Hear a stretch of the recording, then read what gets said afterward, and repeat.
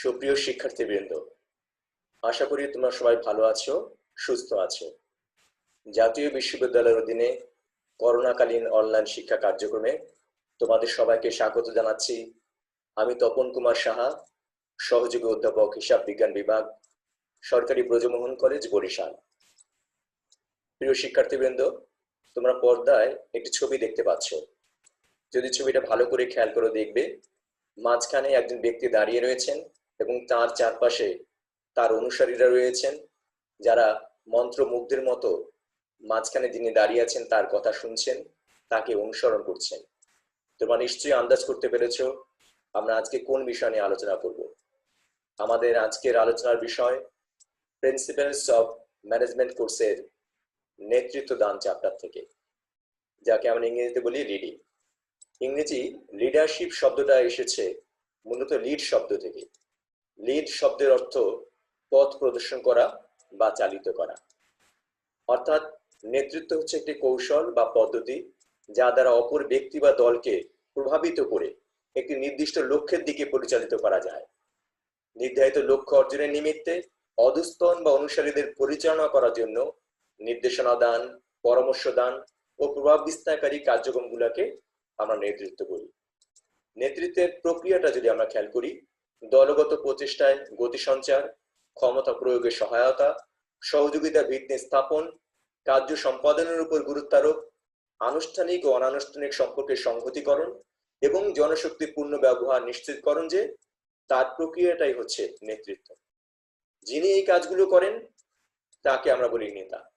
আমরা professor Rick and কুঞ্জের যদি সংজ্ঞাটা খেয়াল করি, তারা বলেছেন নেতৃত্ব হলো জনগণকে প্রভাবিত করার একটি কলা বা প্রক্রিয়া, যাতে তারা স্বেচ্ছায় এবং উদ্দীপনার সাথে দলীয় লক্ষ্য অর্জনের পথে চালিত হয়। আমরা এবার নেতার ক্ষমতার উৎসটা একটু যদি খেয়াল করি, নেতার ক্ষমতা উৎস হতে পারে কোন কোন ক্ষমতা থেকে, কোন কোন ক্ষেত্র থেকে আমরা যদি খেয়াল করি। নেতার ক্ষমতা উৎস প্রথমত হলো আইনগত ক্ষমতা, তারপরে পারিতোষিক সংক্রান্ত ক্ষমতা, দমনমূলক ক্ষমতা, ব্যক্তিগত ক্ষমতা, কুশলী ক্ষমতা, রাজনৈতিক ক্ষমতা এবং শ্রদ্ধাজনিত ক্ষমতা। আইনগত ক্ষমতা আসলে প্রাতিষ্ঠানিক যে সাংগঠনিক কাঠামো, সেই কাঠামোর মধ্য থেকেই কিন্তু একজনকে অনেক বেশি ক্ষমতা প্রদান করা হয়।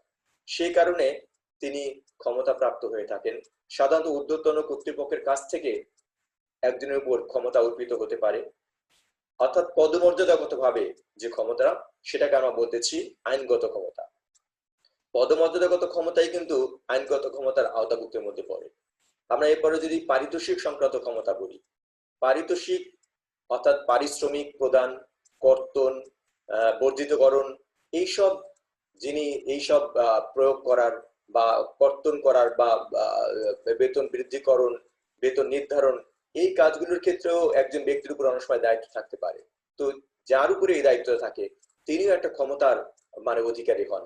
তাকে আমরা বলি পারিতোষিক সংক্রান্ত ক্ষমতা। অর্থাৎ আবারও বলছি, বেতন বৃদ্ধি, পদোন্নতি, সুপারিশ করা, প্রশংসা করা, কাজের স্বীকৃতি প্রদান, এইসব মিলিয়ে একজনের যে ক্ষমতা থাকে সেটাকে আমরা বলছি পারিতোষিক সংক্রান্ত ক্ষমতা।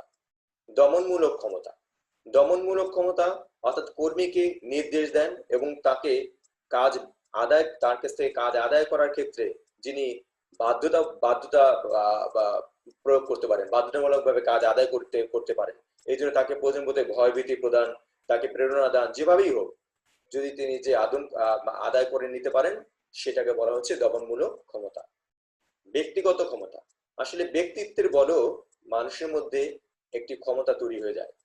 যার ব্যক্তিত্ব অনেক উন্নত, তাকে অনেকেই আমরা শ্রদ্ধা করি, সম্মান করি।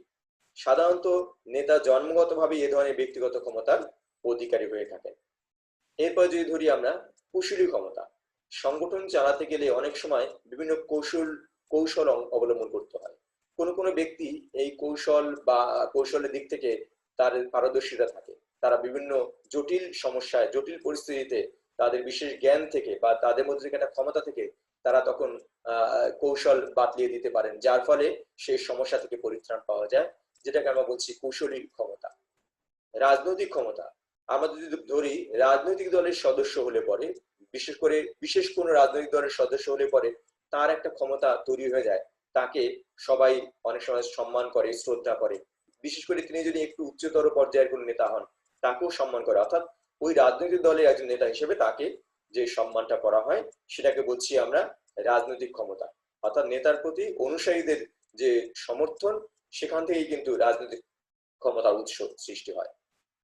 এরপর ধরি আমরা শ্রদ্ধাজনিত ক্ষমতা। অনেক ব্যক্তি যাদের যোগ্যতা, যাদের গুণাবলী, এসব কারণে তাদের প্রতি অনেকের শ্রদ্ধা জন্মে যায়। যোগ্যতার কারণে, তাদের নৈতিক চরিত্রের কারণে, তাদের ব্যক্তিত্বের কারণে তার প্রতি অনেক সময় শ্রদ্ধা আসে। সেই নেতার সংস্পর্শে আসতেও অনেকে প্রেরণা পায়, অনেকে মানসিক শক্তি অনুভব করে। তাহলে সেই যে ক্ষমতা নেতার, সেটাকে আমরা বলছি শ্রদ্ধাজনিত ক্ষমতা। আমরা এবার চলে যাচ্ছি নেতৃত্বের গুরুত্ব, অর্থাৎ ইম্পর্টেন্স অফ লিডারশিপ। আসলে একটা প্রতিষ্ঠান যিনি চালনা করেন, সেই নেতার উপরে কিন্তু প্রতিষ্ঠানের সাফল্য অনেকাংশে নির্ভর করে। অতএব নেতৃত্বের গুণাবলী আমরা বুঝতে পারি এখান থেকেই। তারপর আমি কয়েকটা পয়েন্ট আকারে তোমাদের সাথে আলোচনা করছি। প্রথমত হলো উৎপাদনের উপকরণের ব্যবহার। আসলে একজন সঠিক নেতার মাধ্যমেই কিন্তু প্রতিষ্ঠানের বিভিন্ন উপকরণগুলো ব্যবহার করে প্রতিষ্ঠান তার উৎপাদন বৃদ্ধি করতে পারে, বা প্রতিষ্ঠান তার কাঙ্ক্ষিত লক্ষ্যের পানে অগ্রসর হতে পারে। এবং এমনকি নেতার সঠিক নেতৃত্বের কারণে অনেক সময় কম ব্যয়েও সর্বাধিক উৎপাদন করা সম্ভব হয়। তাহলে উৎপাদনের উপকরণের কাম্য ব্যবহারের ক্ষেত্রে নেতৃত্বের গুরুত্ব রয়েছে। কর্মীদের প্রেরণা দান। কর্মীদের কিন্তু কাজ আদায় করে নিতে হয় তাদের কাছ থেকে। এই জন্য তাদের বিভিন্নভাবে প্রেরণা দিতে হয়। বিভিন্ন বিভাগ, উপবিভাগে যে কর্মীরা থাকে তাদের প্রেরণা দিয়ে তাদের কাছ থেকে কাজ আদায় করে নেওয়াটাকে আমরা বলছি কর্মীদের প্রেরণা দান। সমন্বয় সাধন। একটা প্রতিষ্ঠানে বিভিন্ন বিভাগ থাকে, তাদের আবার অনেক উপবিভাগ থাকে, সেখানে অনেক ব্যক্তিরা কাজ করে, কাজের বিভিন্ন ধরন থাকে। এই সব কিছুর মধ্যে কিন্তু একটি সমন্বয় করতে হয়। এই সমন্বয়ের কাজটা যত সুন্দরভাবে করা যায়, যত সুষ্ঠুভাবে করা যায়, প্রতিষ্ঠান তত তার কাঙ্ক্ষিত লক্ষ্যের দিকে এগিয়ে যেতে পারে। সেজন্য আমরা বলেছি সমন্বয় সাধন। সামাজিক দায়িত্ব। আসলে একজন নেতাকে কিন্তু তার প্রতিষ্ঠানে মুনাফা অর্জনের পাশাপাশি সামাজিক কিছু দায়িত্ব পালন করতে হয়। অর্থাৎ ধরো কর্মীরা যারা রয়েছে, তাদের পারিবারিক কোনো সমস্যা, তাদের অভাব, অভিযোগ, সুখ, দুঃখ, আবেগ, অনুভূতি, এগুলো তাকে কিন্তু অনেক গুরুত্বের সাথে অনুধাবন করতে হয়, এবং এই জন্য অনেক সময় প্রয়োজনীয় ব্যবস্থা গ্রহণ করতে হয়।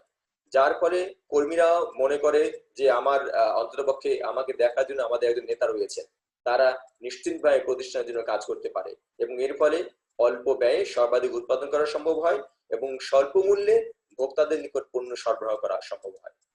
উত্তম শ্রম ব্যবস্থাপনা সম্পর্ক। নেতা যখন কর্মীদের সাথে এভাবে তাদের অভাব, সুখ, দুঃখে পাশে থাকেন, তখন নেতার সাথে কর্মীদের একটা ভালো সম্পর্ক তৈরি হয়ে যায়। সেটাকে আমরা বলছি উত্তম শ্রম সম্পর্ক, শ্রম ব্যবস্থাপনা সম্পর্ক। এরপর আমরা চলে আসি নেতৃত্বের গুরুত্ব 6 নম্বরে, সহযোগিতা। একটা প্রতিষ্ঠানের কাঙ্ক্ষিত সাফল্যের জন্য সবাইকে সহযোগিতা করতে হয়। সকলের সহযোগিতায় কিন্তু প্রতিষ্ঠানের ভিত্তি গড়ে ওঠে। অর্থাৎ নেতাকে তখন নিরপেক্ষতা ও ন্যায় নীতি প্রতিষ্ঠার মাধ্যমে সব কর্মীকে অনুপ্রাণিত করে সবার কাছ থেকে কিন্তু সহায়তা আদায় করে নিতে হয়। উত্তম কার্য সম্পাদন। প্রতিষ্ঠানে যারা অনুসারী থাকেন নেতার, বা যারা কর্মী থাকেন, তাদের যথাযথ নির্দেশনা প্রদান, তাদের পরিচালনা ও নেতৃত্ব দানের মাধ্যমে কর্মীদের কাজে অনুপ্রাণিত করলে পরে তার মাধ্যমে প্রতিষ্ঠান অভিষ্ট লক্ষ্যের দিকে পৌঁছতে পারে।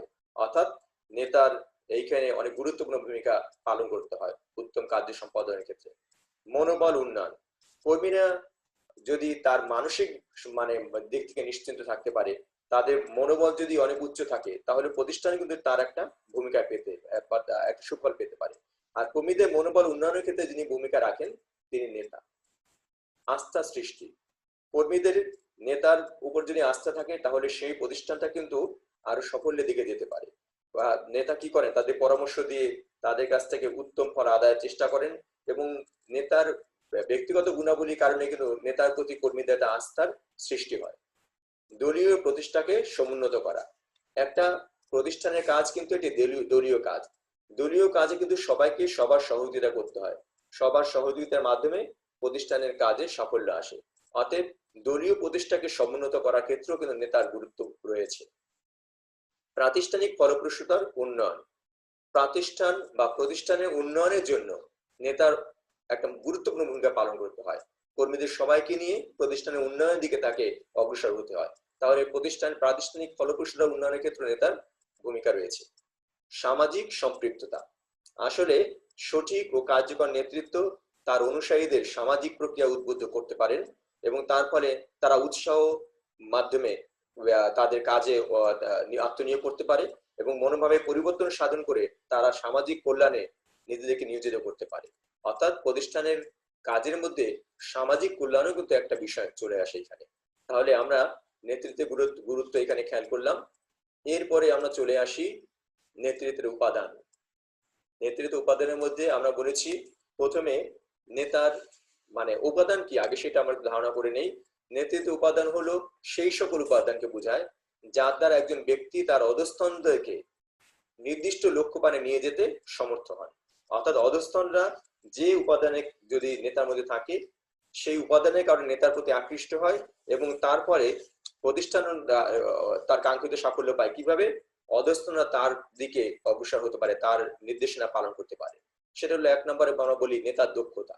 নেতা যদি দক্ষ হন, তার কাজে যদি দক্ষতা থাকে, তাহলে সবার তার প্রতি একটা শ্রদ্ধা জন্মে যায় এবং সেই দক্ষতার কারণে কিন্তু নেতার দক্ষতার কারণে কর্মীরাও দক্ষ হয় এবং কর্মীরাও কাজে পারদর্শী হয়ে ওঠে। নেতার আনুষ্ঠানিক ক্ষমতা, আমরা বলেছি নেতার কিন্তু একটা ক্ষমতা থাকে বিভিন্ন উৎস থেকে। সেই ক্ষমতাটা আনুষ্ঠানিক ক্ষমতা মানে প্রতিষ্ঠানিক সাংগঠনিক কাঠামোর মধ্যে কিন্তু নেতাকে একটা ক্ষমতা দেয়া থাকে। সেই ক্ষমতা না থাকলে কিন্তু অনেক সময় নেতার কেউ কথা শুনতে চায় না। তাহলে সেই ক্ষমতাও আমরা একটা উপাদান বলেছি, অর্থাৎ নেতার আনুষ্ঠানিক ক্ষমতাটাকে বলেছি। আন্তঃব্যক্তিক সম্পর্ক, নেতাকে কিন্তু কর্মীদের সাথে তার সাথে একটা সম্পর্ক আন্তঃব্যক্তিক সম্পর্ক তৈরি করতে হয়। তাদের সাথে যখন একটা সুন্দর সম্পর্ক গড়ে ওঠে তখন নেতার কথাও তারা অনুসরণ করে এবং প্রতিষ্ঠানও তার ফলে তার কাঙ্ক্ষিত লক্ষ্যে পৌঁছতে পারে। আনুগত্য, নেতার প্রতি কর্মীদের আনুগত্য থাকা উচিত। আনুগত্য থাকলে পরে নেতার যে কোনো কাজ তারা পালন করতে পারে নির্দ্বিধায়, তার ফলে প্রতিষ্ঠান উপকৃত হতে পারে। এরপরে নেতৃত্বের পরবর্তী উপাদান শৃঙ্খলা। শৃঙ্খলা কিন্তু গুরুত্বপূর্ণ একটি উপাদান। একজন নেতা যদি তার ব্যক্তিগত জীবনে শৃঙ্খলা দেখাতে পারেন তাহলে কর্মীরাও কিন্তু সেই তার দ্বারা শৃঙ্খলার দিকে তারা শৃঙ্খলা মাধ্যমে জীবন চরণ করতে পারে এবং প্রতিষ্ঠানের কাজে শৃঙ্খলা আনয়ন করতে পারে। শৃঙ্খলাহীন কাজ কখনো কাঙ্ক্ষিত সাফল্য পেতে পারে না। অতএব নেতার শৃঙ্খলাও কিন্তু একটা উপাদান। আন্তঃযোগাযোগ ব্যবস্থা, নেতাকে কিন্তু অবশ্যই সবার সাথে যোগাযোগ রেখে চলতে হয়, তাই না? যোগাযোগ রাখতে হয় সবার সাথে। যোগাযোগ রাখলে কিন্তু সবার যোগাযোগের মাধ্যমে কিন্তু তার মধ্যে একটা সম্পর্ক তৈরি হয়ে ওঠে। সেজন্য বলা হচ্ছে আন্তঃযোগাযোগ ব্যবস্থা, অর্থাৎ অধস্তনদের প্রভাবিত করে তাদেরকে লক্ষ্যপানে এগিয়ে যাওয়া। উত্তম যোগাযোগ না থাকলে কিন্তু মানে নেতার কাজ কখনো গণতান্ত্রিক উপায়ে বা অংশগ্রহণমূলক ভাবে বিকাশ লাভ করতে পারে না। অনুগামীদের দৃষ্টিভঙ্গি অনুধাবন, নেতাকে সবসময় খেয়াল করতে হয় তার যারা অনুসারী আছেন তারা কি ভাবেন, তাদের চিন্তা ভাবনা কিন্তু নেতাকে অগ্রিম অনুমান করতে হয়। সেটা করে তাকে সেইভাবে কিন্তু অগ্রসর হতে হয়। অর্থাৎ অনুগামীদের কিন্তু তার বুঝতে হয় সেই মানে এইটা তাদের মনের ভাবটা, তাদের বিষয়গুলো বুঝে তাকে সেই অনুযায়ী যদি নেতৃত্ব তিনি দিতে পারেন তাহলে প্রতিষ্ঠান সাফল্য পেতে পারে। সংকট মোকাবেলা, বিভিন্ন সময় একটা প্রতিষ্ঠানে বিভিন্ন ধরনের সংকট সামনে এসে হাজির হয়, তখন নেতা কিভাবে সেই সংকটটা সুন্দরভাবে মোকাবেলা করতে পারেন সেটাও দেখার বিষয়। আর নেতার মধ্যে যদি সেই সংকট মোকাবেলার গুণাবলী থাকে তাহলে সেটা কাঙ্ক্ষিত সাফল্য পেতে পারে। এই জন্য আমরা বলেছি নেতৃত্ব উপাদানের মধ্যে সংকট মোকাবেলার যে ক্ষমতা নেতা সেটাও থাকা উচিত। বিচারকের ভূমিকা, নেতার সামনে সবাই সমান নেতাকে চিন্তা করতে হবে। যখন কোনো সমস্যা আসবে নেতাকে মানে নিরপেক্ষভাবে বিচার করতে হবে। সেখানে তিনি কারো প্রতি বেশি দয়াশীল, কারো প্রতি পক্ষপাতিত্ব আচরণ করতে পারবেন না, তাহলে কিন্তু তার প্রতি শ্রদ্ধা থাকবে না। অর্থাৎ বিচারকের ভূমিকা তাকে কিন্তু পালন করতে হয়। দৃঢ় মনোবল, নেতাকে কাজ করতে গিয়ে মনোবলের দিক থেকে দৃঢ় হতে হয় এবং তিনি যে কাজটা করবেন সেটা বিশ্বাস করে সুন্দরভাবে এগিয়ে নেবেন দৃঢ়তার সাথে। তাহলে আমরা বলেছি দৃঢ় মনোবল। আমরা নেতৃত্ব উপকরণ পড়লাম, এবার চলে আসি নেতৃত্বের ধরন। আসলে কর্তৃত্বের ভিত্তি ও আচরণ পদ্ধতির দিক থেকে নেতৃত্বের ধরন যদি আমরা চিন্তা করি কয়েকটা আছে। তার মধ্যে আমি প্রথমে বলি স্বৈরতান্ত্রিক নেতৃত্ব, যাতে আমরা বলি অটোক্রেটিক লিডারশিপ। এবার আমলাতান্ত্রিক নেতৃত্ব বা ব্যুরোক্রেটিক লিডারশিপ। 3 নম্বরে লাগামহীন নেতৃত্ব বা লেইসেজ ফেয়ার লিডারশিপ। 4 নম্বরে গণতান্ত্রিক নেতৃত্ব বা ডেমোক্রেটিক লিডারশিপ। এরপরে রয়েছে 5 নম্বরে পিতৃসুলভ নেতৃত্ব বা প্যাটার্নালিস্টিক লিডারশিপ, 6 নম্বরে স্নায়ুতান্ত্রিক নেতৃত্ব নিউরোক্রেটিক লিডারশিপ, 7 নম্বরে কর্মকেন্দ্রিক নেতৃত্ব বা ওয়ার্ক ওরিয়েন্টেড লিডারশিপ, 8 নম্বরে কর্মী কেন্দ্রিক নেতৃত্ব বা এমপ্লয়ি ওরিয়েন্টেড লিডারশিপ, 9 নম্বরে মোহনীয় নেতৃত্ব বা ক্যারিসমেটিক লিডারশিপ। আমি তোমাদের একটি ছবি দেখাচ্ছি, তোমরা খেয়াল করো তোমরা এখানে কি দেখতে পাচ্ছ। সামনে যিনি দাঁড়িয়ে আছেন তিনি একজন নেতা, তিনি একটি বাঁশি আছে, তিনি নির্দেশ দিচ্ছেন, তার কর্মীরা সেগুলো পালন করেন। যদি কোনো কর্মী তার নির্দেশ পালনে কোন রকম গাফিলতি করেন তিনি তাদেরকে শাস্তি দেন। তোমরা দেখতে পাচ্ছ এখানে অনেক কর্মীকে তিনি শাস্তি দিচ্ছেন। অর্থাৎ এই নেতা তিনি মনে করেন তিনি সর্বময় ক্ষমতার অধিকারী এবং কর্মীরা অবশ্যই তার নির্দেশ পালন করবে। তিনি কর্মীদের কোন রকম তাদের কাছ থেকে কোনো পরামর্শ গ্রহণ করেন না এবং তাদের বিশ্বাস করেন না, এইরকম একজন নেতা। তো তোমরা যদি ধারণা করতে পারো তাহলে আমরা যে নেতৃত্ব নিয়ে আলোচনা করছি এখন সেটা হলো স্বৈরতান্ত্রিক নেতৃত্ব বা অটোক্রেটিক লিডারশিপ। অটোক্রেটিক লিডারশিপ বা স্বৈরতান্ত্রিক নেতৃত্ব কি? যে নেতৃত্বের ক্ষেত্রে নেতা নিজেকেই সকল ক্ষমতার অধিকারী বলে মনে করেন, তাই না? অধস্তনদের কোনো প্রকার মতামত গ্রহণ না করে একাই সকল সিদ্ধান্ত গ্রহণ করেন এবং তা বাস্তবায়নে অধস্তনদের বাধ্য করেন। এবং তিনি কি করেন? অধস্তনদের বল প্রয়োগ করেন, আদেশ এবং ভয়ভীতি প্রদর্শনের মাধ্যমে তাদের কাছ থেকে কাজ আদায় করেন। অনুসারীদের তিনি অবিশ্বাস করেন, তাদের একদম বিশ্বাস করেন না। ক্ষমতা আঁকড়ে ধরেন এবং কর্তৃত্ব হস্তান্তরে সম্পূর্ণরূপে নারাজ থাকেন। তিনি যেমন নিজের অনুসারীদের বিশ্বাস করেন না এবং তিনি তার ক্ষমতা আঁকড়ে ধরেন এবং কোন রকম কর্তৃত্ব তিনি কারো প্রতি অর্পণ করতে রাজি থাকেন না। তো এই যে আমরা বললাম এই নেতৃত্ব, এটাকে বলা হয়েছে স্বৈরতান্ত্রিক নেতৃত্ব। স্বৈরতান্ত্রিক নেতৃত্বের ক্ষেত্রে তার একটা আমরা যদি দেখি তার ভাগ রয়েছে। যুক্তরাষ্ট্রের মিচিগান বিশ্ববিদ্যালয়ের প্রফেসর রেন্সিস লিকার্ড স্বৈরতান্ত্রিক নেতৃত্বকে দুভাগে ভাগ করেছেন। একটা হলো শোষণমূলক স্বৈরতান্ত্রিক নেতৃত্ব আর একটা হলো কল্যাণমূলক স্বৈরতান্ত্রিক নেতৃত্ব। শোষণমূলক স্বৈরতান্ত্রিক নেতৃত্ব হলো যে নেতৃত্বে নেতা সিদ্ধান্ত নিজে নেন, সিদ্ধান্ত বাস্তবায়নে অবহেলার জন্য কর্মীদের চরম শাস্তি দেন, সেটাকে বলা হয়েছে শোষণমূলক স্বৈরতান্ত্রিক নেতৃত্ব।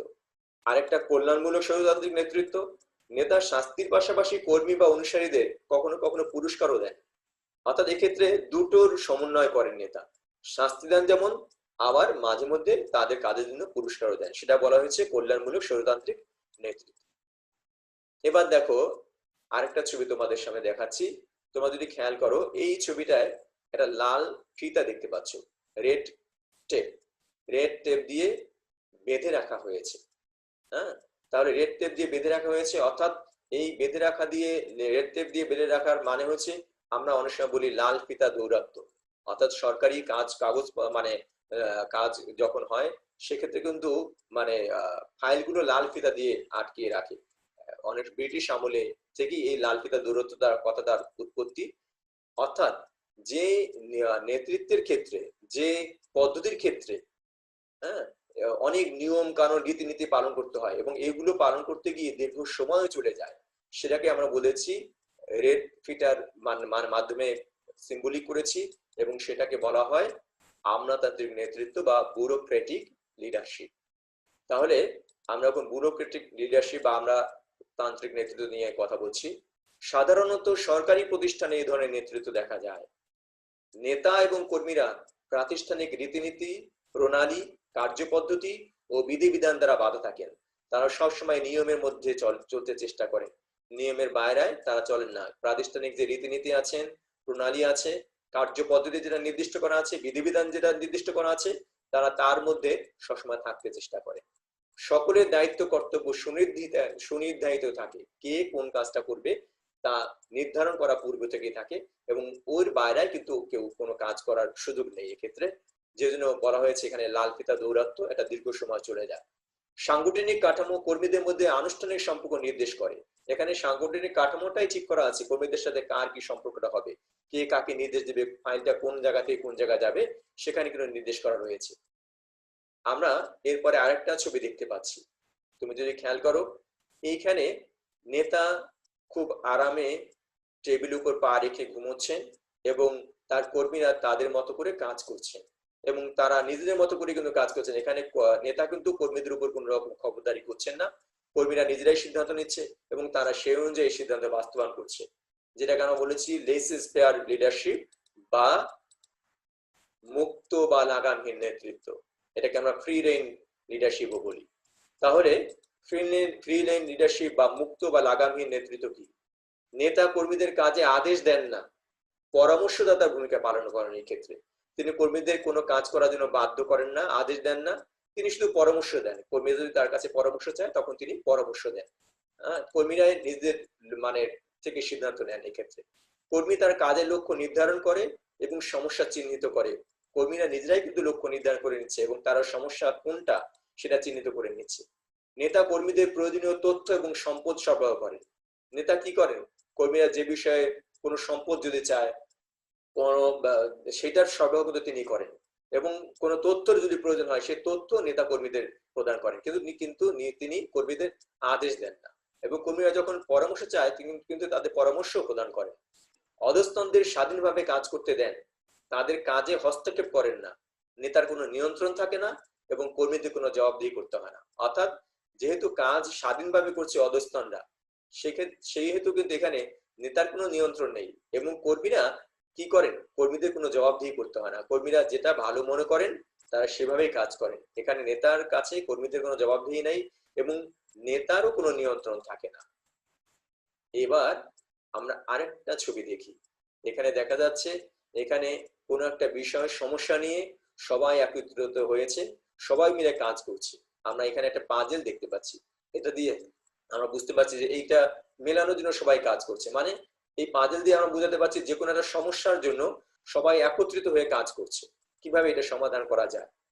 সেক্ষেত্রে মানে নেতাও কিন্তু সবার সাথে সবার সাথে মিলে সিদ্ধান্ত নিচ্ছেন কোন ভাবে কাজ করতে হবে। অর্থাৎ এই ধরনের যে নেতৃত্ব সেটাকে আমরা কি বলি? গণতান্ত্রিক নেতৃত্ব বা ডেমোক্রেটিক লিডারশিপ।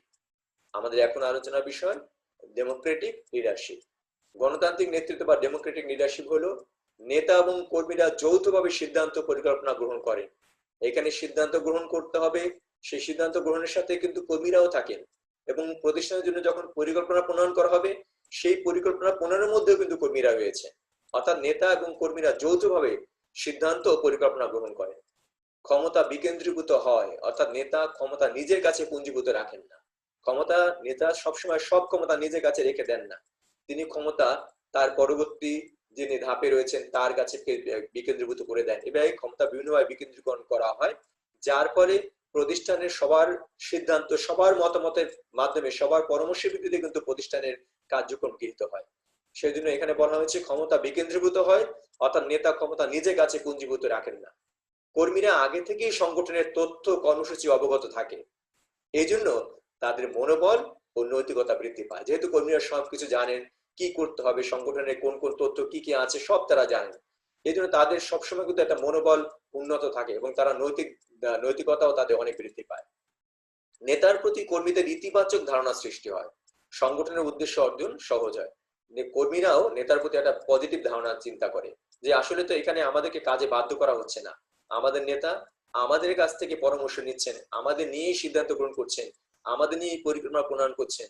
এই কারণে নেতার প্রতি কিন্তু কর্মীদের একটা ইতিবাচক ধারণা তৈরি হয়ে যায়। তাহলে আমরা এটাকে বলেছি গণতান্ত্রিক নেতৃত্ব। দেখো, গণতান্ত্রিক নেতৃত্ব আবার দুই ধরনের হতে পারে। একটা হলো পরামর্শমূলক, অর্থাৎ এই গণতান্ত্রিক নেতৃত্বের ক্ষেত্রে নেতা সিদ্ধান্ত গ্রহণে কর্মীদের সাথে পরামর্শ করেন, সিদ্ধান্ত গ্রহণে কর্মীদের সাথে সিদ্ধান্ত নেওয়ার সময় পরামর্শ করেন শুধুমাত্র তাদের সাথে। আর একটা হলো অংশগ্রহণমূলক নেতৃত্ব, অর্থাৎ এখানে পরামর্শ না, কর্মীরাও সম্পৃক্ত হয় সিদ্ধান্ত গ্রহণের ক্ষেত্রে। অর্থাৎ সিদ্ধান্ত গ্রহণের ক্ষেত্রে কর্মীদের সম্পৃক্ত করা হয়। এক্ষেত্রে দুটোর মধ্যে একটা হলো শুধুমাত্র তাদের কাছ থেকে পরামর্শ নেওয়া হচ্ছে, আর একটা ক্ষেত্রে কিন্তু পরামর্শ না, সিদ্ধান্ত গ্রহণের ক্ষেত্রে কর্মীদের সাথে নিয়ে কিন্তু সিদ্ধান্ত গ্রহণ করা হচ্ছে। অর্থাৎ গণতান্ত্রিক নেতৃত্বকে আমরা দুই ভাগে ভাগ করেছি, পরামর্শমূলক নেতৃত্ব এবং অংশগ্রহণমূলক নেতৃত্ব।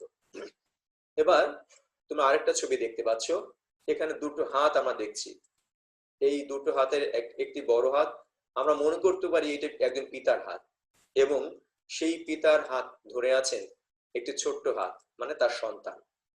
অর্থাৎ সন্তান তার পিতার হাত ধরে আছেন একটি বিশ্বাসের জায়গা থেকে, যে পিতা তাকে যে কোনো সমস্যার, যে কোনো বিপদ আপদে তাকে রক্ষা করবে। হ্যাঁ, আমাদের এখনকার আলোচ্য বিষয় পিতৃসুলভ নেতৃত্ব বা প্যাটার্নিলিস্টিক লিডারশিপ।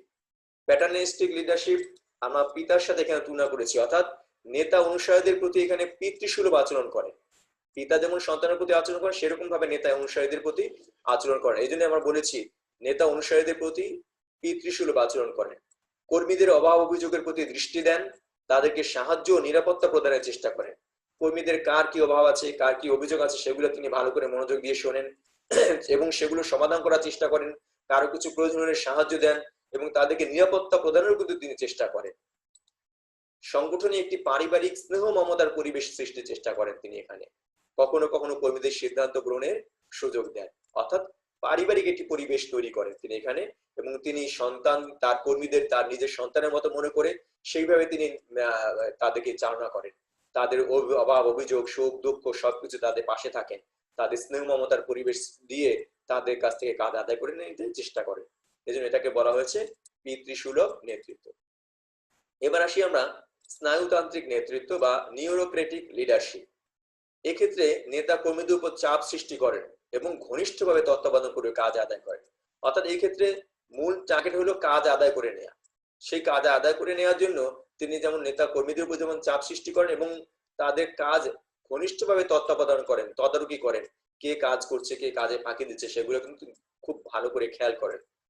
সবসময় নেতৃত্ব ধরে রাখার প্রতিষ্ঠায় চিন্তিত থাকেন এবং তার মধ্যে সবসময় চিন্তা, তার নেতৃত্ব সবসময় কিভাবে ধরে রাখা যায় সেই চিন্তা তিনি সবসময় করেন, অর্থাৎ সবসময় নেতৃত্ব ধরে রাখার প্রতিষ্ঠায় চিন্তিত থাকেন।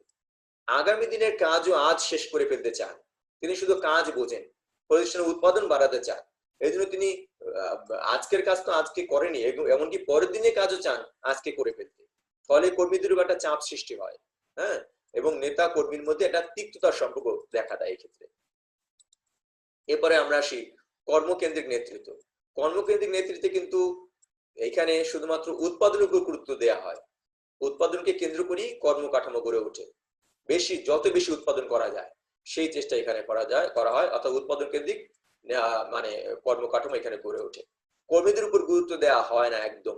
কর্মীদের সুখ দুঃখ অভাব অনটনের দিকে কোনো চিন্তা করা হয় না, শুধুমাত্র কিভাবে উৎপাদন বাড়া যাবে প্রতিষ্ঠানে সেই চেষ্টাই করা হয়।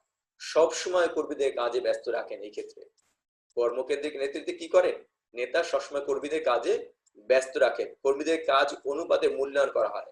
হ্যাঁ, কাজ যে যা করলো সেই কাজের অনুপাতে তাকে মূল্যায়ন করা হয়, এর দ্বারা তার সাথে কোনো সম্পর্ক নেই। অর্থাৎ তাকে কাজ করতে মানে কাজ করা হবে তার দ্বারা, এবং উৎপাদন যাতে খুব বাড়ানো যায় সেই চেষ্টা সর্বক্ষণ থাকে, এবং যে যতটুকু কাজ করে সেই কাজের অনুপাতে তাদের মূল্যায়ন করা হয়। কর্মীদের মধ্যে প্রতিযোগিতার পরিবেশ বিরাজ করে। যেহেতু কাজ অনুপাতে মূল্যায়ন করা হচ্ছে, কর্মীরাও এক্ষেত্রে চেষ্টা করে প্রতিযোগিতার মাধ্যমে কাজ করতে। যে যত বেশি কাজ করবে সে তত বেশি সে অনুযায়ী তার পারিশ্রমিক পেতে পারে। অর্থাৎ কর্মীদের মধ্যে প্রতিযোগিতার একটি পরিবেশ এখানে সৃষ্টি করা হয়। এবার আমরা দেখি কর্মী কেন্দ্রিক নেতৃত্ব। একটা ছিল কর্মকেন্দ্রিক, এবার কর্মী কেন্দ্রিক। অর্থাৎ এখানে কিন্তু উৎপাদন হচ্ছে কর্মীদের সুযোগ সুবিধার উপর বেশি গুরুত্ব দেওয়া হয়। আমাদের কর্মকেন্দ্রিক নেতৃত্বে ছিল উৎপাদনের দিকে গুরুত্ব দেওয়া হয়েছিল, আর কর্মী কেন্দ্রিক নেতৃত্বে কিন্তু উৎপাদন হচ্ছে কর্মীদের সুযোগ সুবিধার উপর বেশি গুরুত্ব দেওয়া হয়। কর্মীদের প্রয়োজন মিটিয়ে তাদের দ্বারা কাজ করিয়ে নেওয়া হয়। এখানে কর্মীদের কার কি অভাব অভিযোগ আছে, তাদের কি প্রয়োজন আছে সেগুলো মেটানো হয়, তারপরে তাদের কাছ থেকে কাজ আদায় করা হয়। কর্মীদের জন্য উপযুক্ত কার্য পরিবেশ তৈরি করা হয়। তারা যাতে যে পরিবেশে কাজ করবে সেই কাজের পরিবেশটা যেন সুন্দর থাকে, সে উপযুক্ত কাজের পরিবেশ তৈরি করা হয়। কর্মীরা কাজে আন্তরিক হয় এর ফলে, এবং নেতা ও কর্মীদের মধ্যে একটা আন্তরিক সম্পর্ক কিন্তু এখানে গড়ে ওঠে কর্মী নেতৃত্বের ক্ষেত্রে। আমরা এরপরে লিকার্টের আচরণ ভিত্তিক নেতৃত্ব তত্ত্ব দেখব।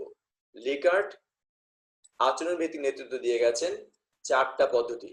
যুক্তরাষ্ট্রের মিচিগান বিশ্ববিদ্যালয়ের প্রফেসর ডক্টর রেন্সিস লিকার্ট পদ্ধতি 4 নেতৃত্ব তত্ত্ব উদ্ভাবন করেন। রেন্সিস লিকার্ট এই পদ্ধতি 4 নেতৃত্ব তত্ত্ব উদ্ভাবন করেছেন। আমরা সেটা একটু দেখি। প্রথম তিনি সেই পদ্ধতি চালে তিনি কি তুলে ধরেছেন সেগুলো আমরা খেয়াল করি। কতগুলো বিষয় আলোকে তিনি নেতা ব্যর্থ কি সফল সেগুলো পার্থক্য তুলে ধরার চেষ্টা করেছেন। কি কি বিষয়? তিনি উৎপাদনশীলতা, সিদ্ধান্ত গ্রহণ, প্রেষণা, কর্মীদের উপর আস্থা, কার্য সন্তুষ্টি, কর্মীদের অনুপস্থিতি, অপচয় ও ব্যয়, এই সব বিষয়গুলোর আলোকে সফল নেতা ও ব্যর্থ নেতার আচরণগত পার্থক্য তিনি তুলে ধরেছেন রেন্সিস লিকার্ট। আর এই জন্য এই পদ্ধতিকে নাম দিয়েছেন পদ্ধতি 4। আমরা এখন সেই পদ্ধতি 4 এর প্রথম পদ্ধতি অর্থাৎ 1 নম্বর পদ্ধতি যেটাকে বলা হয়েছে শোষণমূলক স্বৈরতান্ত্রিক নেতৃত্ব, অর্থাৎ এক্সপ্লয়টেটিভ অটোক্রেটিক লিডারশিপ, সেটা আমরা আলোচনা করছি। তিনি কর্মীদের বিশ্বাস করেন না এবং তাদের উপর আস্থা রাখতে পারেন না। এইটাকে বলা হয়েছে শোষণমূলক স্বৈরতান্ত্রিক নেতৃত্ব। তিনি কর্মীদের উপর কোনো রকম বিশ্বাস করেন না, তাদের উপরে তাদের আস্থাও রাখেন না। তাদের কাছ থেকে কিভাবে কাজ আদায় করেন? ভয় ভীতি প্রদান করে, অর্থাৎ নেতিবাচক প্রেষণা, পজিটিভ প্রেষণা না, নেতিবাচক প্রেষণার মাধ্যমে, ইতিবাচক না, ভয়ভীতি প্রদান, ভয়ভীতি প্রদর্শনের মাধ্যমে তাদের কাছ থেকে তিনি কাজ আদায় করেন এবং কর্তৃত্ব কেন্দ্রীভূত থাকে সবসময় নেতার কাছে। সংগঠনের কর্মীদের উন্নয়নে কোনো ধরনের পদক্ষেপ তিনি গ্রহণ করেন না এবং যোগাযোগ প্রবাহ কিন্তু নিচের দিকে, উপর থেকে নিচের দিকে প্রবাহিত হয়, অর্থাৎ নেতার দিক থেকে সবসময় সর্বময় ক্ষমতা নেতার দিকে থাকে, তিনি নির্দেশ দিতে থাকেন। এভাবে করে কিন্তু যোগাযোগ প্রবাহ এখানে নিচের দিকে ধাবিত হয়। এবার আমরা পদ্ধতি 2 যদি দেখি, যেটাকে বলা হয়েছে কল্যাণমূলক স্বৈরতান্ত্রিক নেতৃত্ব, অর্থাৎ স্বৈরতান্ত্রিক নেতৃত্ব আগেটা ছিল দমনমূলক, এটা বলা হয়েছে কল্যাণমূলক। অর্থাৎ নেতা স্বৈরাচারী, তবে উঁচু মাত্রা স্বৈরাচারী নন। তিনি স্বৈরাচারী হলো তিনি কর্মীদের উপর কিছুটা আস্থা রাখেন, অর্থাৎ একেবারে পুরোপুরি স্বৈরাচারী, আগে যেটা বললাম দমনমূলক তার মতো নয়। অর্থাৎ নেতা স্বৈরাচারী তবে উঁচু মাত্রা স্বৈরাচারী নন, কর্মীদের উপর কিছুটা আস্থা রাখেন। নেতা সিদ্ধান্ত গ্রহণ করেন এবং কর্মীদের তা বাস্তবায়নের আদেশ দেন, তবে মতামত প্রকাশে কিছুটা স্বাধীনতা দেন। সিদ্ধান্ত তিনি নিজেই গ্রহণ করেন এবং কর্মীদের দ্বারাই তিনি সেইটা বাস্তবায়ন করান, তাদের সেই জন্য আদেশ দেন, তবে তাদের মতামত প্রকাশে কিছুটা স্বাধীনতা তিনি এখানে দেন। প্রেষণা প্রদানে ইতিবাচক এবং নেতিবাচক দুটোই ব্যবহার করেন। আমরা যেমন এর আগেরটায় বললাম পদ্ধতি 1 এ, সেখানে শুধুমাত্র নেতিবাচক প্রেষণা কিন্তু দেওয়া হয়েছিল, অর্থাৎ ভয়ভীতি প্রদর্শন করে কাজ আদায় করা হয়েছে। এখানে দুটো আছে, যখন যেরকম প্রয়োজন, কখনো ইতিবাচক প্রেষণা প্রদান করেন, আবার কখনো নেতিবাচক প্রেষণা, এই দুটোকে ব্যবহার করে কিন্তু তিনি কর্মীদের কাছ থেকে কাজ আদায় করেন এবং এখানেও কিন্তু যোগাযোগ প্রবাহ নিচের দিকে ধাবিত হয়। এরপরে আমরা চলে যাই পদ্ধতি 3, যেটাকে বলা হয়েছে পরামর্শমূলক নেতৃত্ব, অর্থাৎ কনসালটেটিভ লিডারশিপ। এক্ষেত্রে কি করা হয়? নেতা কর্মীদের সাথে আলোচনা করে সিদ্ধান্ত গ্রহণ করেন এবং কর্মীরা তা বাস্তবায়ন করেন। অর্থাৎ তিনি সিদ্ধান্ত গ্রহণ করেন কর্মীদের সাথে আলোচনা করে এবং তারপরে কর্মীদের তা বাস্তবায়নের নির্দেশ দেন। নেতা কর্মীদের বিশ্বাস করেন এবং আস্থা রাখেন, তবে মনে রাখতে হবে এই বিশ্বাস এবং আস্থা কিন্তু পুরো মাত্রায় নয়, সেখানেও একটা লিমিট থাকে। পুরোপুরি বিশ্বাস কিন্তু তিনি কর্মীদের করেন না, অর্থাৎ নেতা কর্মীদের বিশ্বাস করেন এবং আস্থা রাখেন, কিন্তু সেটা পুরো মাত্রায় নয়। অধিকাংশ ক্ষেত্রে ইতিবাচক প্রেষণা দান করেন। এক্ষেত্রে দেখা যায় বেশিরভাগ ক্ষেত্রে তিনি ইতিবাচক প্রেষণা দেন কর্মীদের, কিন্তু অধিকাংশ ক্ষেত্রে বলা হয়েছে কখনো কাজ না হলে তখন যিনি নেতিবাচক প্রেষণা দেন না সেটা না, কিন্তু অধিকাংশ ক্ষেত্রে ইতিবাচক প্রেষণা প্রদান করেন। দ্বিমুখী যোগাযোগ ব্যবস্থা কার্যকর থাকে। এখানে যেমন মানে শুধুমাত্র উঁচু থেকে নিচু পর্যায়ে চলে আসে যোগাযোগ ব্যবস্থা সেটা না, এবার নিচ থেকে উপর দিকেও অনেক সময় যোগাযোগ হতে পারে। অর্থাৎ সিদ্ধান্ত গ্রহণের ক্ষেত্রে নিচের যারা থাকে তারাও অনেক সময় মানে সিদ্ধান্ত গ্রহণে অংশগ্রহণ করতে পারে, আবার উপর থেকে নিচে দিকেও সিদ্ধান্ত গ্রহণ প্রক্রিয়া নেমে আসতে পারে। দুটো মিলিয়ে এখানে যেহেতু মানে কাজ হয়, সেজন্য বলা হচ্ছে দ্বিমুখী যোগাযোগ ব্যবস্থা কার্যকর থাকে। কার্য সম্পাদনের মাত্রা উঁচু হয় এবং সিদ্ধান্ত গ্রহণ বিকেন্দ্রীকরণ ও কর্তৃত্বার্পণ হয়ে থাকে। এখানে কিন্তু কাজের মাত্রাটা খুব ভালো হয়, ভালো কাজ হয় এবং সিদ্ধান্ত গ্রহণ বিকেন্দ্রীকরণ হয়ে থাকে, আমরা যেটা শুরুতেই বলেছি। এবার চলে যাই পদ্ধতি 4 নম্বর পদ্ধতি, যেটাকে বলা হয়েছে অংশগ্রহণমূলক নেতৃত্ব, পার্টিসিপেটিভ লিডারশিপ। এখানে কি নেতা সম্পূর্ণভাবে গণতান্ত্রিক আচরণ করেন এবং কর্মীদের উপর সম্পূর্ণভাবে আস্থা রাখেন ও সিদ্ধান্ত গ্রহণে নির্ভর করেন। এখানে কিন্তু একদম গণতান্ত্রিক নেতৃত্ব। নেতা কর্মীদের উপর মানে তাদের সব পুরোপুরি বিশ্বাস করেন, তাদের উপর সিদ্ধান্ত গ্রহণে নির্ভর করেন, হ্যাঁ, সবার মিলে সিদ্ধান্ত গ্রহণ করতে পারেন। অর্থাৎ নেতা সম্পূর্ণভাবে গণতান্ত্রিক আচরণ করেন এবং কর্মীদের উপর সম্পূর্ণভাবে আস্থা রাখেন ও সিদ্ধান্ত গ্রহণে নির্ভর করেন। ইতিবাচক প্রেষণা দাঁড় করেন। এখানে নেতা প্রেষণা দেন, নেতিবাচক নেই কিন্তু এখানে। আমরা যা দমনমূলকের ক্ষেত্রে বলেছি শুধুমাত্র নেতিবাচক, এরপরে বললাম সেখানে বলেছি ইতিবাচক নেতিবাচক দুটোর সমন্বয়, তারপরে পদ্ধতি 3 এর ক্ষেত্রে বললাম ইতিবাচক, তবে সেটা পুরোপুরি না, কখনো কখনো নেতিবাচকও কিন্তু প্রেষণা দান করেন, কিন্তু পদ্ধতি 4 এর ক্ষেত্রে কিন্তু আমরা বলছি ইতিবাচক প্রেষণা দান করেন। দ্বিমুখী যোগাযোগ ব্যবস্থা কার্যকর থাকে, তবে ঊর্ধ্বগামী যোগাযোগ ব্যবস্থাকে উৎসাহিত করা হয়। এখানেও দ্বিমুখী যোগাযোগ ব্যবস্থা কার্যকর থাকে, তবে যদি সিদ্ধান্ত বা পরামর্শ যদি নিজ থেকে আসে, সেটাকে কিন্তু উৎসাহিত করা হয়, সেটাকে বিবেচনায় নেওয়া হয় গুরুত্ব সহকারে। প্রশিক্ষণের মাধ্যমে কর্মীদের দক্ষতা বৃদ্ধির প্রচেষ্টা নেওয়া হয়, অর্থাৎ কর্মী যারা আছেন তাদের প্রশিক্ষণ দেওয়া হয়, প্রশিক্ষণের মাধ্যমে তাদের দক্ষতা বৃদ্ধি করা হয়, কারণ তাদের মাধ্যমে প্রতিষ্ঠান যাতে কাঙ্ক্ষিত ফলাফল পেতে পারে, এই জন্য প্রশিক্ষণের মাধ্যমে কর্মীদের দক্ষতা বৃদ্ধির যে প্রচেষ্টা নেওয়া হয়। কর্মীরা দলীয় চেতনায় উদ্বুদ্ধ হয় এবং দায়িত্ব সম্পর্কে সচেতন থাকে। কর্মীরা সবাই মিলে একটা দল হয়ে কাজ করে, সবাই মনে করে এটা টিম স্পিরিট, টিম ওয়ার্ক, সবাই দলীয় চিন্তা করে কাজ করে এবং সবাই কিন্তু তার নিজ নিজ দায়িত্ব সম্পর্কে সচেতন থাকে, সেটা বলা হয়েছে অংশগ্রহণমূলক নেতৃত্ব। এবার আমরা চলে যাচ্ছি ব্যবস্থাপনা গ্রিড তত্ত্ব, managerial grid theory. Managerial grid theory, এই তত্ত্বের যিনি উদ্ভাবন করেছেন তার নাম রবার্ট আর ব্ল্যাক এবং জেমস এস মাউটেন, এরা এই তত্ত্ব উদ্ভাবন করেছেন। এখানে এই তত্ত্বে আচরণকে দুইটি মাত্রা বিভক্ত করা হয়েছে, দুটো মাত্রার সাহায্যে এখানে তুলনা করা হয়েছে, একটা হলো কর্মীর জন্য উদ্বেগ আর একটা হলো উৎপাদনের জন্য উদ্বেগ, concern for people R concern for production. এই দুটো দুটো বিষয়ের উপর গুরুত্ব দেওয়া, দুটো নিয়ে চিন্তা ভাবনা করা, দুটো উদ্বেগ, সেটা নিয়ে কিন্তু তারা এই তত্ত্বটা প্রদান করেছেন। সেক্ষেত্রে কি হয়েছে, নেতৃত্বকে কর্মী ও উৎপাদন সম্পর্কে চিন্তা ও বিবেচনা করে নেতৃত্ব প্রদান করতে হয়। এই দুটো বিষয়কে চিন্তা করে, একটা হলো কর্মী আর হলো উৎপাদন, এই দুটো সম্পর্কে চিন্তা করে কিন্তু নেতৃত্ব প্রদান করতে হয়। এবং তারা এই দুটোর সাহায্যে 5টা পরম ধরন চিহ্নিত করেছে। এই দুটো বিষয়, অর্থাৎ কর্মীর জন্য উদ্বেগ এবং উৎপাদনের জন্য উদ্বেগ, এই দুটো বিষয় নিয়ে তারা 5টি চরম ধরন চিহ্নিত করেছেন। আমরা সেই 5টি চরম ধরন এক এক করে আলোচনা করব ব্যবস্থাপনা গ্রিড তত্ত্বে। প্রথম হলো দুর্বল ব্যবস্থাপনা। এক্ষেত্রে বলা হয়েছে দুর্বল ব্যবস্থাপনা কোনটা, যাকে পয়েন্ট করা হয়েছে 1.1। আমি তোমাদের একটু পরে বোঝাচ্ছি 1.1 কি। দুর্বল ব্যবস্থাপনা বা ইম্প্রোভাইজড ম্যানেজমেন্ট, অর্থাৎ এখানে নেতা, উৎপাদন বা কর্মী কোনটির জন্য উদ্বিগ্ন নন। লাগামহীন, কর্মীরা অলস, কর্মবিমুখ থাকে, উৎপাদন নিচু মাত্রা হয়। এখানে কোনো কন্ট্রোল নেই, কোনো নিয়ন্ত্রণ নেই, নেতার কোনো চিন্তা নেই, প্রতিষ্ঠান নিয়ে, উৎপাদন নিয়ে তিনি ভাবেন না, কর্মীদের নিয়ে তিনি ভাবেন না, যার ফলে কর্মীরা অলস থাকে, তারা কাজ করে না এবং প্রতিষ্ঠানের উৎপাদনও খুব কম হয়।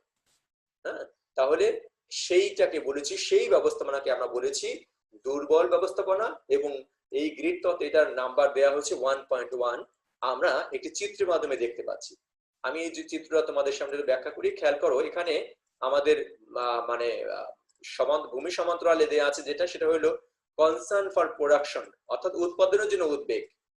এখানে 1 2 3 4 5 6 7 8 9 এইভাবে করে নাম্বার দেওয়া আছে।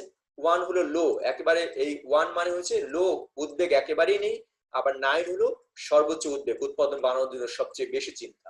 ঠিক আমাদের লম্ব বরাবরে রয়েছে এখানে কনসার্ন ফর পিপল, এখানেও এরকম 1 2 3 4 5 6 7 8 9 পয়েন্ট দেওয়া আছে। তোমরা যদি খেয়াল করো, এখানেও 1 মানে হলো লো, অর্থাৎ কর্মীদের জন্য একদম চিন্তা নেই, আর 9 হলো কর্মীদের জন্য অনেক বেশি চিন্তা করা হয় যখন। তো আমরা একটু আগে আলোচনা করলাম ইম্প্রোভাইজড ম্যানেজমেন্ট বা দুর্বল ব্যবস্থাপনা, যেখানে কর্মীদের জন্য চিন্তা করা হয় না, উৎপাদনের জন্য চিন্তা করা হয় না, সবাই অলস থাকে, কর্মবিমুখ থাকে। সেটা কিন্তু নাম্বার দেওয়া হয়েছে 1.1।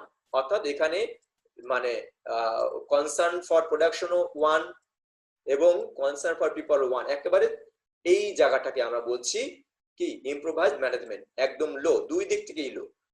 কনসার্ন ফর প্রোডাকশন থেকেও লো, কনসার্ন ফর পিপল থেকেও লো, যেটাকে পয়েন্ট করা হয়েছে 1.1।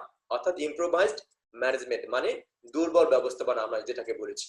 এরপরে আমরা চলে যাই দ্বিতীয় যে ধরনটা, যেটাকে পয়েন্ট করা হচ্ছে 1.9। আমি তোমাকে একটু পরে দেখাচ্ছি 1.9 এর পয়েন্টটা চিত্রের মাধ্যমে দেখিয়ে দেবো, যেটার নাম দেওয়া হচ্ছে কান্ট্রি ক্লাব ব্যবস্থাপনা। এখানে নাম দেওয়া হচ্ছে কান্ট্রি ক্লাব ব্যবস্থাপনা, অর্থাৎ উৎপাদন হচ্ছে কর্মীদের প্রতি বেশি গুরুত্ব দেওয়া হয়, কর্মীরা বন্ধুত্বপূর্ণ পরিবেশে কাজ করে। এখানে আবার উৎপাদনের প্রতি কোনো গুরুত্ব নেই, গুরুত্ব দেওয়া হচ্ছে কর্মীদের প্রতি।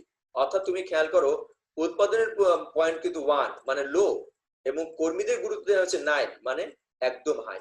অর্থাৎ উৎপাদনের থেকে এখানে কর্মীদের প্রতি গুরুত্ব বেশি দেওয়া হয়েছে।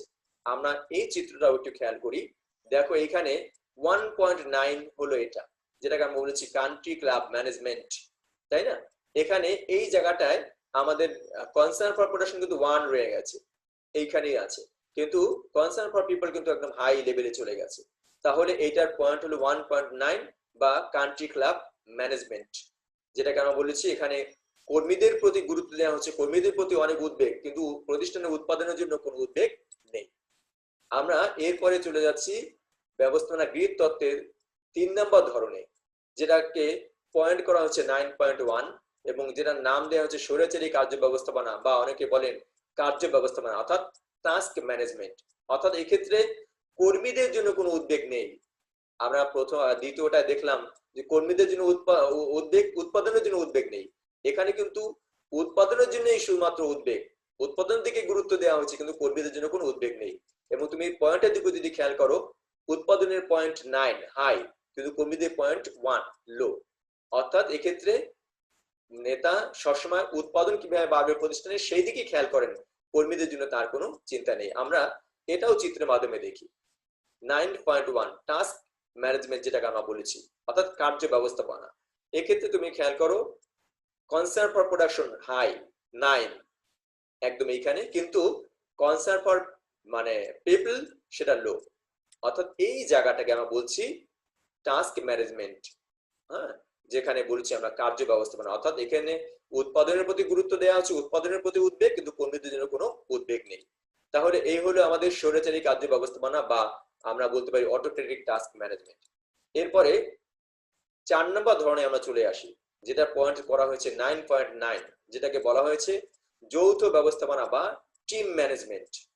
অর্থাৎ এই ক্ষেত্রে দুটোর প্রতি কিন্তু উঁচু মাত্রায় গুরুত্ব দেওয়া হয়েছে, উৎপাদন এবং কর্মী দুটোকে কিন্তু গুরুত্ব দেওয়া হয়েছে, দুটোর প্রতি কিন্তু উদ্বেগের ক্ষেত্রে। অর্থাৎ নেতা উৎপাদন ও কর্মী উভয় ক্ষেত্রে উঁচু মাত্রায় গুরুত্ব দেন। কর্মী ও প্রতিষ্ঠানের লক্ষ্যের মধ্যে কোনো সংঘাত দেখা দেয় না, এখানে কোনোটার প্রতি কম গুরুত্ব নেই, যে জন্য দুটোর নাম্বারই কিন্তু 9, কর্মীদের নাম্বারও কিন্তু 9 এবং উৎপাদনের নাম্বারও কিন্তু 9.9। আমরা এটাও চিত্রের মাধ্যমে দেখি। এই দেখো একদম উপরের দিকে যেটা রয়েছে অর্থাৎ টিম ম্যানেজমেন্ট, যৌথ ব্যবস্থাপনা। এখানে আমাদের যদি বলি কনসার্ন ফর প্রোডাকশন সেটাও 9, কনসার্ন ফর পিপল সেটাও 9, অর্থাৎ 9.9। এটাকে বলা হয়েছে টিম ম্যানেজমেন্ট বা যৌথ ব্যবস্থাপনা। এবার চলে যাই পরবর্তী ধরন অর্থাৎ মধ্যপন্থী ব্যবস্থাপনা, যেটার নাম দেওয়া হচ্ছে middle of the road management, মধ্যপন্থী ব্যবস্থাপনা। অর্থাৎ এখানে কোনো বিষয়ের প্রতি অতিরিক্ত গুরুত্ব দেওয়া হয়নি, সব জায়গায় সমান গুরুত্ব দেওয়া হয়েছে, অর্থাৎ মাঝামাঝি উদ্বেগ প্রকাশ করা হয়েছে। উৎপাদন ও কর্মী উভয় ক্ষেত্রে মাঝামাঝি উদ্বিগ্নতা দেখা যায়, অর্থাৎ 50-50 দুটো ক্ষেত্রে 50-50, যে জন্য দেখো 5-5 দেওয়া আছে। উৎপাদনের ধরনের কনসার্ন ফর প্রোডাকশন সেখানেও 5, কনসার্ন ফর পিপল সেখানেও 5, এবং এই জন্য এটা কিন্তু বলা হয়েছে 5.5, অর্থাৎ মধ্যপন্থী ব্যবস্থাপনা। আমরা এটাও যদি ছবিটা খেয়াল করে দেখতে পাবো একদম মাঝখানে আছে, এখানে সব দিকের মাঝখানে কর্মীদের জন্য যে উদ্বেগ সেটাও মাঝখানে পড়েছে, এবং কনসার্ন ফর প্রোডাকশন উৎপাদনের জন্য উদ্বেগ সেটাও মাঝামাঝি রয়েছে, যেন 5.5, এবং এটাকে বলা হয়েছে মিডল অফ দ্য রোড অর্থাৎ মধ্যপন্থী ব্যবস্থাপনা। এভাবে আমরা ম্যানেজারিয়াল গ্রিড আমরা খেয়াল করলাম। এক্ষেত্রে আমরা দেখতে পাইলাম যে 5টা বিষয়, আমি আরেকবার তোমাদের সামনে ব্যবস্থাপনা গ্রিড তত্ত্বের 5টা বিষয় একটু উপস্থাপন করি, তোমরা ভালো করে খেয়াল করো। আমরা 5টা ধরন দেখেছি এখানে। 1 নম্বর ধরনের ছিল যেখানে শুধুমাত্র মানে উৎপাদনের কর্মীদের জন্য খেয়াল করা হয়েছে, তাই না, যেটাকে আমরা বলেছি কি কর্মীদের জন্য উদ্বেগ, হ্যাঁ, সেটার পয়েন্ট ছিল কিন্তু আমাদের 1.1। 1 নম্বরের দুর্বল ব্যবস্থাপনা ধরন, যেখানে কোনোটার প্রতি 1.1 ছিল দুর্বল ব্যবস্থাপনা, যেখানে কারো প্রতি কোনো গুরুত্ব নেই, উৎপাদনের প্রতিও গুরুত্ব নেই, কর্মীর প্রতিও গুরুত্ব নেই। এরপর রয়েছে কান্ট্রি ক্লাব ব্যবস্থাপনা, যেখানে কর্মীদের প্রতি গুরুত্ব আছে, উৎপাদনের প্রতি গুরুত্ব নেই, যেটার পয়েন্ট ছিল 1.9। এরপর ছিল মানে টাস্ক ম্যানেজমেন্ট অর্থাৎ 9.1, যেখানে উৎপাদনের প্রতি গুরুত্ব আছে, কর্মীদের প্রতি কোনো গুরুত্ব নেই। আবার এরপরে বলেছি 9.9, যেখানে দুটোর প্রতি সমান গুরুত্ব দেওয়া হয়েছে অর্থাৎ যৌথ ব্যবস্থাপনা। এবং সবশেষে আমরা বলেছি মধ্যপন্থী ব্যবস্থাপনা, অর্থাৎ এখানে কোনো নির্দিষ্ট ক্ষেত্রে অধিক গুরুত্ব না দিয়ে উৎপাদন এবং কর্মী দুটোর প্রতি সমান গুরুত্ব দেওয়া হয়েছে, এবং দুটোর ক্ষেত্রেই মাঝামাঝি পর্যায়ে গুরুত্ব দেওয়া হয়েছে বা উদ্বেগ প্রকাশ করা হয়েছে, যেটাকে আমরা বলেছি মধ্যপন্থী ব্যবস্থাপনা। তাহলে এই হলো ব্যবস্থাপনা গ্রিড তত্ত্ব। আমরা এর সাথে আজকে আলোচনা শেষ করব লিডারশিপ নিয়ে। এখানে লিডারশিপের আমরা কয়েকটা ধরনের লিডারশিপ দেখলাম। আমাদের গণতান্ত্রিক লিডারশিপ, মানে গণতান্ত্রিক নেতৃত্ব, স্বৈরতান্ত্রিক নেতৃত্ব, তারপরে আমলাতান্ত্রিক নেতৃত্ব, পিতৃত্ব সুলভ নেতৃত্ব, এরকম বিভিন্ন ধরনের নেতৃত্ব নিয়ে আমরা আলোচনা করেছি। তোমরা আশা করি এর মাধ্যমে তোমরা উপকৃত হবে এবং তোমরা বাসায় ওগুলো ভালো করে আরো একটু পড়বে, তাহলে তোমরা বিশ্ব সম্বন্ধে আরো ধারণা করতে পারবে। তোমাদের সবার মঙ্গল কামনা করছি, সবাই সুস্থ থাকো, সুন্দর থাকো, সেই প্রত্যাশা করে আমি আমার আজকের ক্লাস শেষ করতে চাচ্ছি। ধন্যবাদ সবাইকে।